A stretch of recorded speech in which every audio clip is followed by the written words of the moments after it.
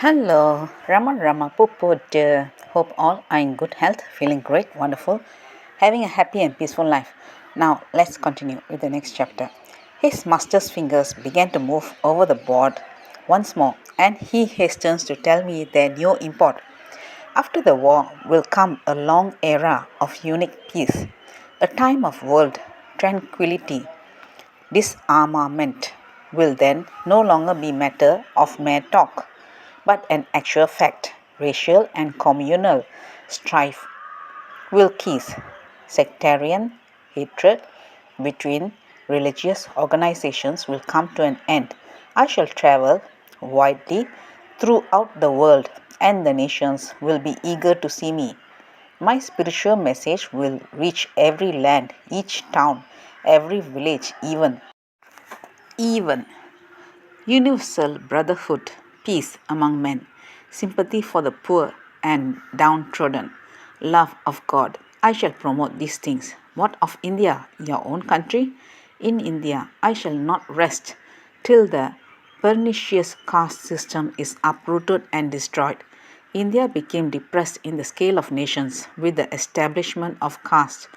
When the outcasts and lower castes are elevated, India will find herself to be one of the influential countries of the world. And what of her future? Despite its faults, India is still the most spiritual country in the world. The future will find it the moral leader of all the nations. All the great founders of religions were born in the East, and it is to the East that the people must continue to look for spiritual light. I try to visualize the great Western nations sitting at the feet of the meek little brown men, but fail.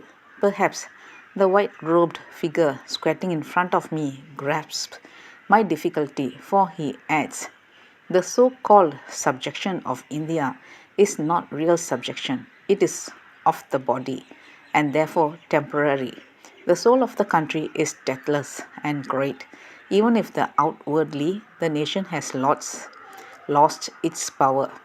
This subtle explanation somewhat eludes my understanding. I return to our earlier theme. We in the West have heard most of the things in your message from other sources. You have nothing new to tell us then. My words can only echo the old spiritual truths, but it is my mystic power that will bring a new element into the world's life. Upon this point, I seek to rest my brain. For a while, there is silence. I ask no more questions. I turn my head and gaze out of the cave.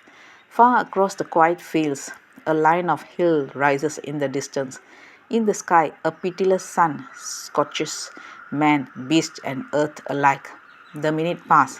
In this secluded cave, in this unending heat, surrounded by absorbent minds, it is easy to weave grandiose schemes of world reformation, to possess oneself of extravagant religious ideas.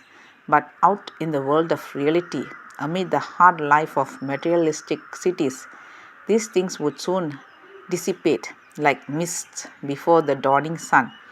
Europe is hard, skeptical, I remark, turning and looking at the new Messiah.